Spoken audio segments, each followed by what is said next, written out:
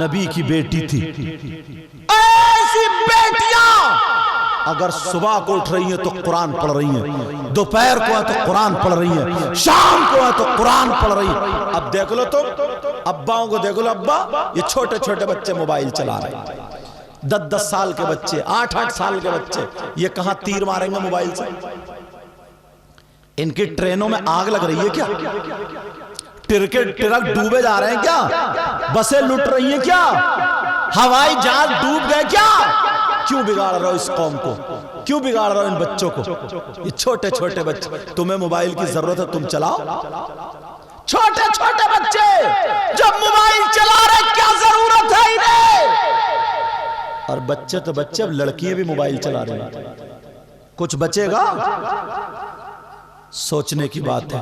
यही वजह, छोटे छोटे चलाएंगे, नाच देख रहा है, कूद देख रहा है, खेल देख रहा है। पुराना आदमी 40 साल का इतनी बातें नहीं जानता था जितना ये 10 साल का जान रहा। 10 साल का सारी बातें जानने लगा।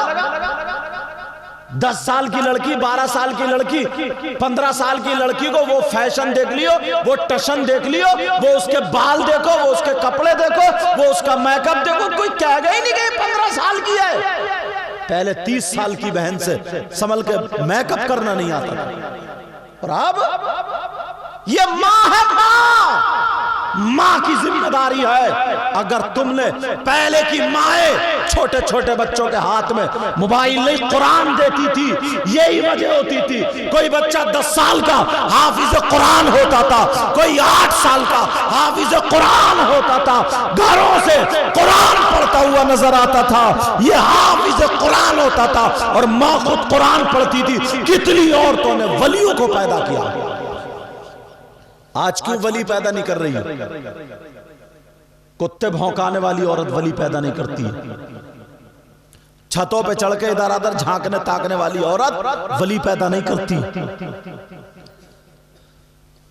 नाचने वाली औरतों जैसे कपड़े पहनने वाली औरत वली पैदा नहीं करती है। मोबाइल पे SMS चैटिंग और मोबाइल पे बात करने वाली गैरों से वली पैदा नहीं करती है। अगर वली पैदा करती है तो तहज्जुद पढ़ने वाली वली पैदा करती है। अगर वली पैदा करती है तो वो करती है जिसका न किसी ने चेहरा देखा, न पल्लू देखा। सुबह में अगर उठे तो कुरान पढ़े, शाम को अगर सोए तो कुरान पढ़े। पेट में बच्चा है, बर्तन मांज रही है, कुरान पढ़ रही है, कपड़े धो रही है, कुरान पढ़ रही है, और सब्जी बना रही है, कुरान पढ़ रही है। सुबह से शाम तक ये 18 पारे 15 पारे पढ़ लेती है। जब बच्चा पैदा होता है तो 15 पारों का हाफिज कुरान। अब तो पैदा होते ही तुम कहोगे पहले माँ सिखाती थी। जब थोड़ा सा बोला तो वो माँ कहती थी बेटा के अल्लाह अल्लाह अल्लाह अल्लाह अल्लाह। और अब क्या सिखाती है? फुप्पो फुप्पो। ये भी भतीजी को बहुत बिगाड़ती है। ये क्या सिखाएगी? ए मुन्ना ये मुन्नी देख, वो तेरी दादी अम्मी बैठी ना, ले मेरा चप्पल ले जा, सैंडल ले जा, उसके जाके मार अम्मा के मार। और जैसे सैंडल लेके गया वो छोटा छोटा बच्चा, सब चुप चुप चुप, जाने दो चुप चुप गया और पटाख से अम्मा के सर पे एक मारा। अम्मा चारों खाने चित, बुढ़िया भी पड़ा हुए हंस रही, कितना अच्छा लग रहा मेरा पोता मारता हुआ। और यही पोता जब बड़े होके गाली देता खड़े हो गए तो क्या होता? अब रोता हुआ होता, इमाम साहब कोई मियाँ ऐसा बता दो जो मेरे बच्चे कब्जे में आ जाए। अच्छा, अब मियाँ तेरे बच्चों कब्जे में करेंगे। इतना बिगाड़ लिया, इतना बिगाड़ लिया, तावीज किया। अगर मियाँ को गले में लटका दोगे ना तब भी नहीं सुधरेगा। इतना बिगाड़ दिया तुमने। पहले की बच्ची, अल्लाह, अभी महीना आने वाला गौसे पाक का, आप जानते हो माँ के पेट से जब पैदा हुए ना तो वली पैदा हुए, वली। एक दिन छोटे से थे, सुनने की बात है, बच्चे खेल रहे थे, ये भी खड़े थे। तो एक अल्लाह वाला फकीर मजजूब निकल के गया, बोला अस्सलामु अलैकुम। सब बच्चे बोले वालेकुम अस्सलाम वालेकुम अस्सलाम। बड़े पीर साहब ने 2 मरतबा जवाब दिया, बोले वालेकुम अस्सलाम वाले। जब 2 मरतबा आवाज आई वो फकीर रुक गया, पीछे गया बैक में, बोले ये बताओ 2 मरतबा किसने जवाब दिया है, जल्दी बोलो।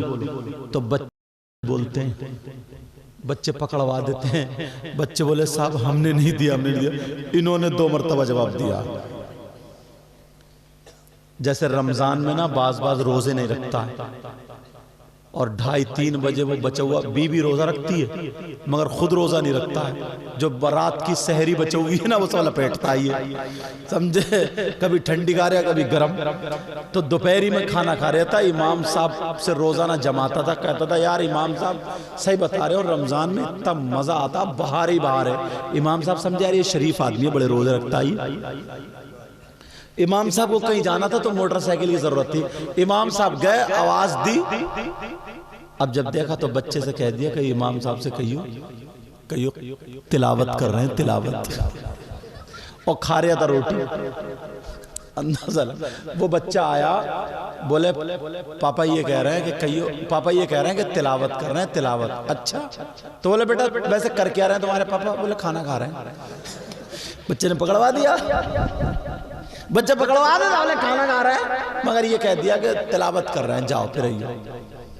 बताओ ऐसे ऐसे लोग हैं। बच्चों ने पकड़वा दिया, कहा मैंने नहीं, ये इन्होंने 2 मरतबा।